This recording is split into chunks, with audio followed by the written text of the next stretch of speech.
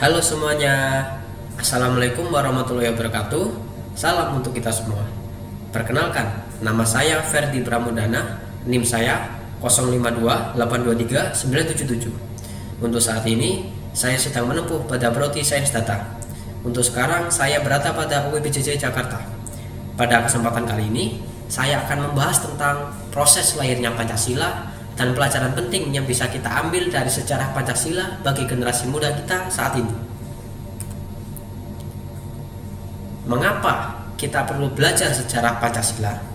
Karena Pancasila bukan hanya sebagai dasar negara, tapi juga jati diri bangsa Indonesia yang lahir dari perjuangan dan juga pemikiran dari para pendiri bangsa kita. Pancasila lahir melalui proses yang sangat amat panjang.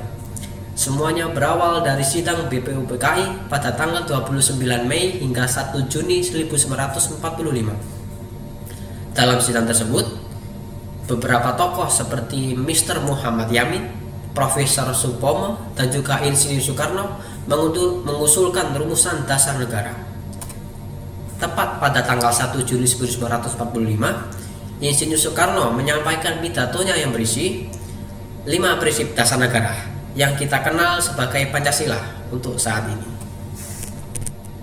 Setelah itu, pada tanggal 22 Juni 1945, dibentuklah Piagam Jakarta yang berisi rumusan Pancasila hasil kompromi antara para tokoh Islam dan juga para tokoh nasionalis.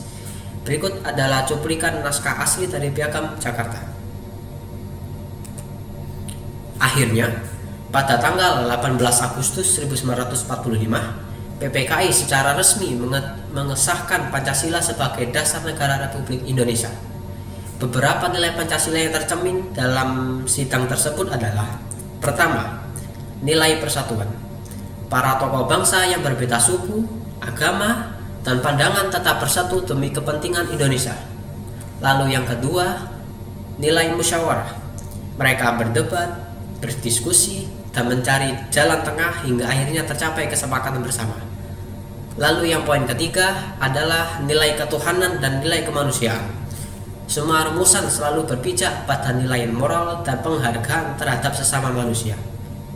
Sebagai generasi muda, saya merasa pelajaran dari sejarah lahirnya Pancasila sangat relevan dengan kehidupan kita untuk saat ini.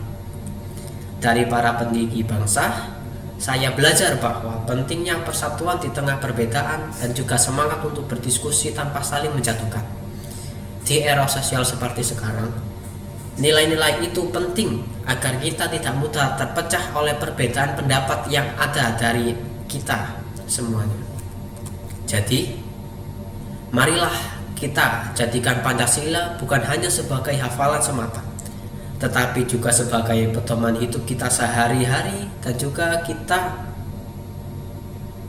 laksanakan semua nilai-nilai yang ada dalam Pancasila tersebut. Sekian penjelasan dari saya. Saya mohon maaf jika ada kesalahan dari informasi yang saya sampaikan. Saya akhiri. Wassalamualaikum warahmatullahi wabarakatuh.